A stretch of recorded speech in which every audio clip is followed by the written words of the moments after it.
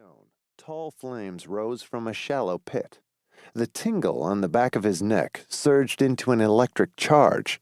The wilderness might be foreign to him, but John recognized creepy shit when he saw it, and this whole place had a disturbing woo-woo feel. John scanned the clearing. Where are the people? He'd heard voices. He knew it. Heat from the fire reached out to his frozen fingers, tempting him to step closer. But he didn't. "Hello?" Zach called out again before John could stop him. "Shh." John's harsh whisper echoed. Something's not right. This place was giving off nasty vibes. Zach was the expert on trees and animals and crap, but the street smarts that had saved John's ass from those gangbangers last spring wanted him to beat feet. John's gaze dropped to the ground. Just inside the ring of posts, a dark line cut through the thin glaze of frost, as if someone had poured liquid in a giant circle, marking it for something. John reached for Zach's arm to pull him back into the trees, but Zach was already moving forward. Into the circle. "What are you doing here?"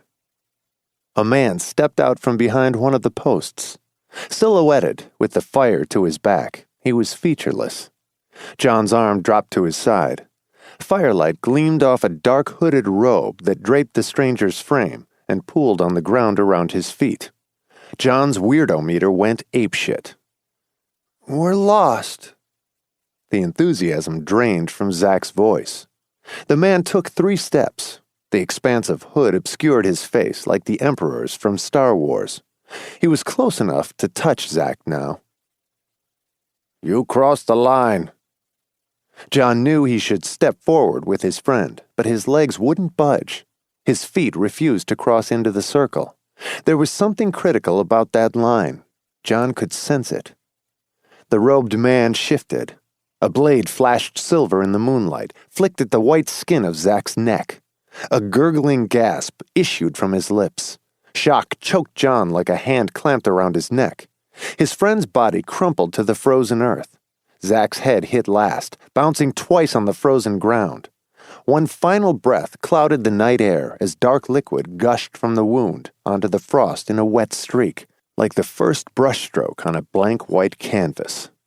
Steam rose from the pooling blood in a lazy swirl. Staring, numb with nightmarish disbelief, John's empty stomach turned. He blinked and ripped his gaze from his dead friend to the shadowed figure. The man's head swiveled toward him. One hand clenched the knife by his thigh. A thick drop of Zach's blood dripped from the point and stained the snow next to the man's boot. Horror paralyzed John's brain, but primitive instinct guided his feet. He turned away from the warmth of the fire, away from the man he thought was going to save them, and fled toward the darkness of the surrounding forest in a dead and panicked run. The rubber treads on his boots slipped on the slick ground. He crashed through a curtain of pine boughs. His gaze darted ahead. Which way? He paused and listened, disoriented by the monotony of the landscape. Footsteps rustled through the underbrush behind him, unhurried, as if his pursuer had no reason to rush. John stumbled away from the sound. His legs pumped awkwardly, like pistons in need of lubrication. Branches whipped his face. Pine needles sliced his frostbitten cheeks like razors. He ducked behind the wide trunk of a towering tree and clamped a shaking hand over his mouth to quiet his breaths.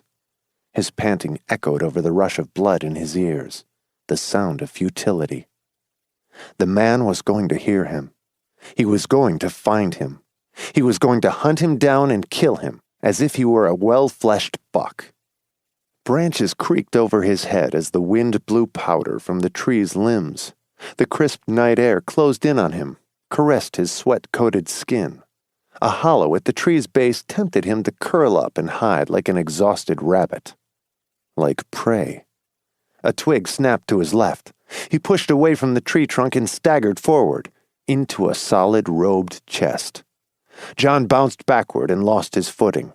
A hand snagged the front of his coat, righting him, hauling him closer, up onto his toes. John's heart plummeted as he raised his gaze. Icy blue eyes stared back at him from the narrow slit of a black balaclava. A huge fist